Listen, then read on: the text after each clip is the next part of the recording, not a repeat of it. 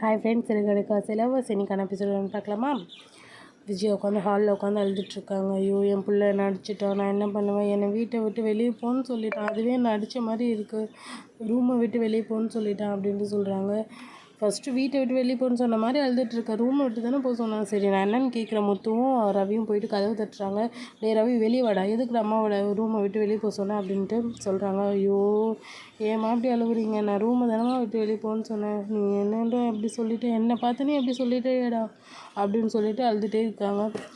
சின்ன வயசுலாம் இவன் என்ன தப்பு பண்ணனா இவங்க போயிட்டு அவங்ககிட்ட சொல்லி மனோஜ் போயிட்டு அம்மா கிட்ட சொல்லி அம்மா என்னை முட்டி போட வச்சுருவாங்க தெரியுமா மீனா அப்படின்ட்டு சொல்கிறாங்க.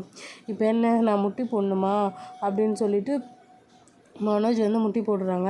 முட்டி போட்டுட்டு இந்த மாதிரி சொல்கிறாங்க, அம்மா என்னை வந்து அம்மா என் மேலே இருக்கக்கோ அம்மாவுக்கு போய் என்னை ஏந்திரின்னு சொன்னால் தான் நான் ஏந்திரிப்பேன், அது வரைக்கும் நான் முட்டி போட்டுட்டு தான் இருப்பேன் அப்படின்னு சொல்லிட்டு முட்டி போடுறாங்க. இதை பார்த்தோன்னே விஜயாவுக்கு சந்தோஷமாகிடுது, நம்ம பிள்ளை நம்மக்கிட்ட தான் இருக்கானே. ஆனால் ரோஹிணிக்கு வந்து இவன் என்ன இப்படி ஆகிட்டான், கயிறு கட்டி இவன் போய் இதே பண்ணிகிட்ருக்கான், ஏந்திரி மனோஜ் அப்படின்ட்டு சொல்லிட்டு இருப்பான் ரோஹிணி. எனக்கும் என் அம்மாவுக்கும் நடுவில் நீ வராத, உன் வேலை என்னமோ அதை மட்டும் பாரு அப்படின்னு சொல்லிடுறாங்க. அது சொன்னோடனே ரோஹிணிக்கு வந்து ஷாக் ஆகிடுது, நம்ம கயிறு கட்டி இவன் என்ன இப்படி பேசிகிட்டு இருக்கான் அப்படின்னு சொல்லிட்டு அதுக்குள்ளே ஸ்ருதி வந்து வீடியோ எடுப்பாங்க. இது சோஷியல் மீடியாவில் போடுற அம்மா பையனை யாருன்னு காட்டுற அப்படின்னு சொல்லிட்டு ரவி அங்கேருந்து ஓடி வந்து இதெல்லாம் பண்ணாத ஸ்ருதி, அமைதியார் அப்படின்னு சொல்லிடுவாங்க. அதுக்கப்புறம் மனோஜ், நீ ஏந்திரி, நீ என் பிள்ளை தான், நீ என்ன பண்ணாலும் நீ என் பிள்ளை தான் அப்படின்னு சொல்லிட்டு அனுப்பிடுவாங்க. அதுக்கப்புறம் நமக்கு ஆஃபீஸ் வேலை இருக்குல்ல, நம்ம போகலாம் அப்படின்னு சொல்லிட்டு ஸ்ருதி கிளம்பிடுவாங்க. வாங்க உங்களுக்கு காஃபி போட்டு தரேன்ட்டு முத்து மீனமும் கிளம்பிடுவாங்க. ரோகிணி வந்து மனசில் சந்தோஷமாக இருக்கும், எப்படியோ இவங்க ரெண்டு பேருக்குள்ளே ஒரு சண்டை வந்துடுச்சு அப்படின்னு சொல்லிட்டு.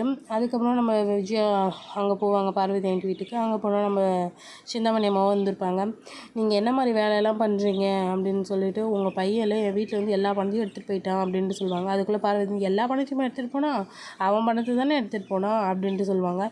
இருந்தாலும் எங்கள் வீட்டில் வந்து எடுத்துகிட்டு போகலாமா அப்படின்ட்டு சொல்லுவாங்க. அப்போ வந்து விஜயா சொல்லுவாங்க உடனே, என் பிள்ளை கையோட என் பிள்ளை வந்து அவங்க மீனாவை நீங்கள் இது பண்ணால் அவன் புருஷன், அவன் அதனால தான் வந்து எடுக்கிறான்.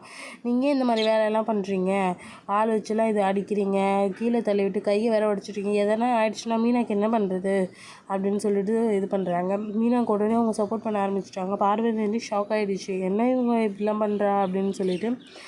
அதுக்கப்புறமா இதுக்கப்புறம் நீங்கள் இங்கே வர தேவையில்ல, நீங்கள் போயிடுங்க அப்படின்னு சொல்லிட்டு சொல்லிடுறாங்க. என்ன இந்த மாதிரிலாம் நீ பண்ண மாட்டியே, என்ன விஷயம் அப்படின்ட்டு கேட்குறாங்க. இந்த மாதிரி அவர் சொன்னார், யாருக்கெல்லாம் எதிரி அதிகமாகறாங்களோ அவங்களாம் முன்னேறி போயிட்டே இருப்பாங்களாம், அவள் முன்னேறக்கூடாது, அவளுக்கு எதிரி அதனால தான் இல்லாமல் பண்ணுறேன் அப்படின்ட்டு சொல்கிறாங்க. இப்போ தான் தெரியுது உன்னோட புத்திலாம் அப்படின்னு சொல்லிட்டு மனசில் நினச்சிட்டு அப்புறமா விட்டுடுறாங்க. அதுக்கப்புறம் சிட்டி வெளியே வந்துடுறான் ஜெயிலேருந்து. மாலை போட்டு வரவேற்கிறாங்க, எல்லாமே பண்ணுறாங்க. அதுக்கப்புறம் அவங்க வெளியே வந்தோடனே இந்த முத்து ஏதாவது பண்ணணும், பெரிய விஷயமா பண்ணணும் அப்படின்னு சொல்கிறாங்க. பேசாமல் ஆளை வச்சு கூட்டிகிட்டு வந்து அடிச்சிடலாமா அப்படின்னு சொல்லிட்டு அவங்க அடியெல்லாம் சொல்லிகிட்ருக்காங்க. நம்ம ரோகிணிக்கு ஒரு எதிரி கூட இருப்பான்ல, அவனும் அவங்க கூட தானே இருக்கான். அவன் சொல்கிறான், நம்ம வண்டியில் என்ன ட்ரக்ஸ் எதாவது வச்சிடலாம் அப்படின்னு சொல்லிட்டு. ஆமாம், ட்ரக்ஸ் வச்சா அவன் வந்து கஷ்டமாக தான் எடுத்து வச்சுருந்தாங்க, நான் எதுவுமே பண்ணல அப்படின்னு சொல்லிட்டேன்னா அவன் ஈஸி எஸ்கேப் ஆகிடுவான். ஆனால் அவனுக்கு அந்த மாதிரி பண்ணக்கூடாது, உள்ள மனசளவில் ஏதாவது பெருசாக பண்ணணும் அப்படின்னு சொல்கிறாங்க. அதுக்கப்புறமா நம்ம மீனா கோயிலுக்கு போகிறாங்க. என்னக்கா பூ இல்லாமல் வந்திருக்க அப்படின்னு சொல்லிட்டு பூலாம் வச்சு விட்றாங்க. அதுக்கப்புறமா அவங்க தம்பிக்கு என்ன ஆசைன்னு கேட்குறாங்க. ஒரு சொந்த பிஸ்னஸ் பண்ணி நிறைய பேருக்கு வேலை கொடுக்கணும்னு சொல்கிறாங்க. ஓகே பண்ணலாம் அப்படின்னு சொல்லிட்டு பேசிகிட்ருக்காங்க.